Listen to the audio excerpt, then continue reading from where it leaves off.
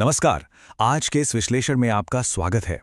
आज हम अपनी चर्चा किसी आम जगह से नहीं बल्कि सीधे अरब सागर की गहरी और ठंडी लहरों के नीचे से शुरू करने वाले हैं। एक ऐसी खोई हुई सुनहरी नगरी की कहानी जिसे सदियों तक सिर्फ एक कथा ही माना जाता रहा। सोचिए, साल था 1983। कुछ पेशेवर गोताखोर अरब सागर की गहराइयों में छलांग लगाते हैं। उनका इरादा था समुद्र के अंधेरे में छिपे कुछ राज ढूंढना। लेकिन सतह से कई मील नीचे उन्हें जो मिला ना, उसने पूरी दुनिया को हैरत में डाल दिया। समुद्र की उन गहराइयों में कुछ ऐसा छिपा था जिसकी शायद ही किसी ने कल्पना की होगी। एक ऐसी खोज जिसने एंशिएंट हिस्ट्री को देखने का हमारा पूरा नजरिया ही बदल कर रख दिया। उन गोताखोरों को पानी के नीचे एक बहुत ही विशाल और आधुनिक शहर मिला। ऊंची दीवारें, चौड़ी सड़कें, पत्थर की खूबसूरत मूर्तियां, बड़े बड़े महल और ऐसी अर्बन प्लानिंग जो आज के आधुनिक शहरों को भी टक्कर दे दे। एक पूरा का पूरा शहर जो पानी के अंदर सदियों से बसा हुआ था। इन विशाल ढांचों को देखकर वो पूरी टीम दंग रह गई थी। और यहीं से सामने आता है वो सबसे बड़ा सवाल। क्या ये विशाल खंडहर सच में उसी कथाओं वाली महाभारत काल की द्वारका नगरी के हो सकते हैं? क्या वाकई ये वही श्री कृष्ण की नगरी है जिसका जिक्र पुराणों में मिलता है? एक ऐसी जगह जो अब तक सिर्फ और सिर्फ किताबों में थी, वो अचानक एक भौतिक रूप में हमारे सामने थी। भाग 1, स्वर्ण नगरी का उदय। चलिए इस कहानी में थोड़ा गहराई से उतरते हैं और भागवत पुराण के 10वें अध्याय के अनुसार इस नगरी के उदय को समझते हैं। पौराणिक कथाओं के अनुसार कंसा के वध के बाद श्री कृष्ण यादव वंश के साथ मथुरा में रह रहे थे। लेकिन कंसा की मृत्यु से क्रोधित होकर उसके ससुर जरासंध ने मथुरा पर एक के बाद एक पूरे 17 बार भयंकर आक्रमण किए। अब इन लगातार और जानलेवा हमलों से अपनी प्रजा और यादव वंश को बचाने के लिए श्री कृष्ण ने एक बड़ा कदम उठाया, मथुरा छोड़ने का निर्णय, ताकि एक नई और पूरी तरह से सुरक्षित जगह बसाई जा सके। उन्होंने समुद्र के किनारे एक विशाल नगरी बसाने का निर्णय लिया, लेकिन समुद्र देवता की अनुमति के बिना यह बिल्कुल असंभव था। इसलिए श्री कृष्ण ने समुद्र देवता की आराधना की। समुद्र देवता प्रसन्न हुए और उन्होंने 12 योजना जमीन, जो कि एक बहुत ही विशाल भूभाग होता है, श्री कृष्ण को प्रदान की।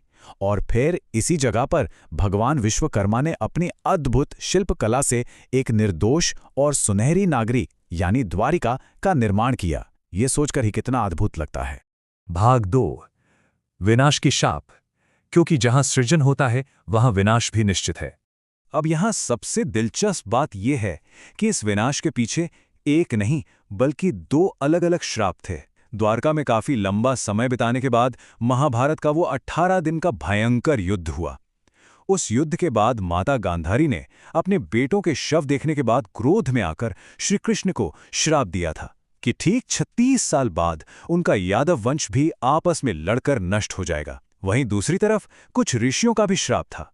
हुआ ये था कि श्री कृष्ण के पुत्र सांब ने एक प्रेग्नेंट औरत का भेष बनाकर ऋषियों के साथ मजाक किया, तो उन्होंने श्राप दिया कि सांब एक लोहे के मुसल को जन्म देगा, जो आगे चलकर पूरे यादव वंश के विनाश का कारण बनेगा।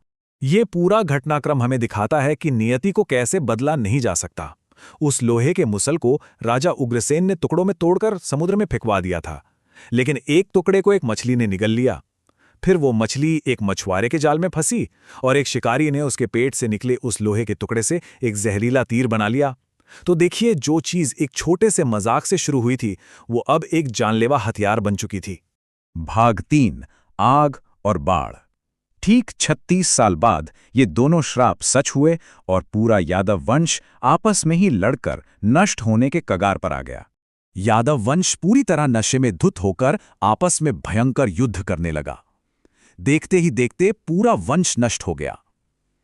इस बेहद दर्दनाक मंजर को देखकर श्री कृष्ण एक पीपल के पेड़ के नीचे जाकर बैठ गए। तभी वहां जरा नाम का वही शिकारी आया। उसने दूर से श्री कृष्ण के हिलते हुए पैर को गलती से एक हिरण समझ लिया और तीर चला दिया। और वो तीर किसका बना था? बिल्कुल सही, वही लोहे का टुकड़ा जो मछली के पेट से निकला था। इस प्रकार इन दोनों श्रापों को पूरा करते हुए श्री कृष्ण ने इस धरती को छोड़ दिया। जब यह खबर अर्जुन तक पहुंची तो वो तुरंत द्वारका की ओर दौड़े। वहां का मंजर बेहद भयानक था। पूरा शहर आग की लपटों में घिर चुका था। लेकिन अर्जुन ने हिम्मत जुटाकर समय रहते बची हुई महिलाओं और बच्चों को वहां से सुरक्षित निकाल लिया। और जैसे ही उन्होंने शहर खाली किया, अचानक एक विशाल लहर आई और पूरी की पूरी सुनहरी नगरी को देखते ही देखते समुद्र ने अपने अंदर निगल लिया, हमेशा के लिए।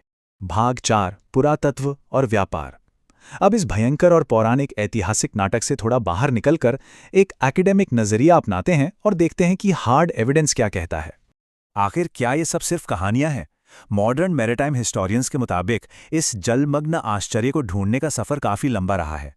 1930 में इसकी शुरुआती खोज शुरू हुई, फिर 1963 की खुदाई में पहली बार कुछ पुराने आर्टिफैक्ट्स और मूर्तियां मिलीं। लेकिन जो सबसे बड़ा ब्रेक थ्रू आया ना, वो था 1983 से 1990 के बीच। तब डॉक्टर एसआर राव और उनकी टीम ने पानी के नीचे इस पूरे शहर की फाउंडेशंस को बारीकी से माप किया। और फिर 2007 में आर्कियोलॉजिकल सर्वे ऑफ इंडिया ने इस एक्सकेवेशन को आगे बढ़ाया, जो कि आज भी जारी है। तो अब सबसे अहम मुद्दा ये है कि इन पत्थरों की आखिर उम्र क्या है। इसे पता लगाने के लिए वैज्ञानिकों ने कार्बन डेटिंग नामक एक आधुनिक प्रोसेस का इस्तेमाल किया। पहले डॉक्टर नरहरि आचार्य ने महाभारत में वर्णित ग्रहों और नक्षत्रों की स्थिति के आधार पर युद्ध का समय 3126 BC बताया था, जो बिल्कुल द्वापर युग का समय है। और हैरानगेज रूप से जब इन पानी के अंदर मिले पत्थरों की कार्बन डेटिंग की गई, तो उनकी उम्र भी ठीक उसी काल के आसपास की ही निकली। और सिर्फ पत्थर ही नहीं, वहां और भी कई ठोस सबूत मिले हैं। मजबूत दीवारों की नींव, आधुनिक इरिगेशन सिस्टम्स, पत्थर के खंभे और सबसे दिलचस्प बात, वहां मिले विशाल समुद्री एंकर्स। इन बड़े बड़े एंकर्स का पानी के नीचे मिलना इस बात का अकुट्ठ प्रमाण है कि द्वारका सिर्फ एक मिथक नहीं था, बल्कि ये प्राचीन काल का एक बेहद महत्वपूर्ण और व्यस्त मैरीटाइम पोर्ट था। एक ऐसा पोर्ट जो एंशिएंट इंडिया को दूसरे देशों के साथ व्यापार के जरिए जोड़ता था। और ये बात पुरातन कथाओं और आधुनिकता का एक शानदार संगम दर्शाती है। याद है, शुरुआत में हमने 12 योजना के क्षेत्रफल की बात की थी। सबसे ज्यादा हैरानी की बात तो ये है कि जब मरीन आर्कियोलॉजिस्ट ने इस पानी के अंदर डूबे शहर के क्षेत्रफल को आधुनिक तरीकों से मापा, तो वो ठीक उतना ही निकला जितना भागवत पुराण में लिखा गया था। ये बिल्कुल वही क्षेत्र है जो समुद्र देवता ने दिया था। भाग 5, एक शाश्वत तीर्थ। आइए अब अतीत से बाहर निकलकर आज के वर्तमान समय में इसकी भौगोलिक और आध्यात्मिक विरासत पर थोड़ी चर्चा करते हैं। आर्कियोलॉजिकल फाइंडिंग्स ने हमें इस बारे में एक बहुत ही प्रैक्टिकल डुअल सिटी थियरी दी है। अगर हम ध्यान दें तो आज के समय में द्वारका 2 हिस्सों में बटा हुआ है। एक है किनारे पर बसा द्वारका, जहां से माना जाता है कि श्री कृष्ण अपने पूरे राज्य का प्रशासन यानी एडमिनिस्ट्रेशन संभालते थे। और दूसरा है बेद द्वारका, जो समुद्र के बीच एक द्वीप पर स्थित है, जहां वो अपने राजशाही परिवार के साथ निजी रूप से निवास करते थे। ये दिखाता है कि उस दौर में भी उनका एडमिनिस्ट्रेशन कितना प्रैक्टिकल और वेल प्लान था। तो ये जगह सिर्फ इतिहास का कोई पन्ना भर नहीं है। आज भी ये लॉर्ड विष्णु के 4 पवित्र धामों में से एक मुख्य धाम है। हर साल हजारों श्रद्धालु इस जगह के दर्शन के लिए आते हैं। भले ही वो असली सुनहरी नगरी आज पानी के नीचे गहराई में सो रही है, लेकिन इन श्रद्धालुओं की अगाध श्रद्धा ने इस खोए हुए शहर की आत्मा को आज भी सतह के ऊपर बिल्कुल जिंदा रखा हुआ है। इस विश्लेषण को खत्म करने से पहले इस एक आखिरी सवाल पर गौर करना बहुत जरूरी है। अगर द्वारका जैसी इतनी उन्नत नगरी हजारों साल पहले अस्तित्व में थी और किसी कारण समुद्र में समा गई, तो लहरों के नीचे ऐसे और कितने प्राचीन आश्चर्य छिपे होंगे। क्या मानव इतिहास सिर्फ हड़प्पा तक ही सीमित है, या हमारी जड़ें उससे भी कहीं ज्यादा गहरी और पुरानी हैं? ये एक ऐसा ख्याल है जो सच में हमें अपनी प्राचीन दुनिया के बारे में सब कुछ नए सिरे से सोचने पर मजबूर कर देता है। इस विश्लेषण में मेरे साथ बने रहने के लिए आपका बहुत बहुत धन्यवाद।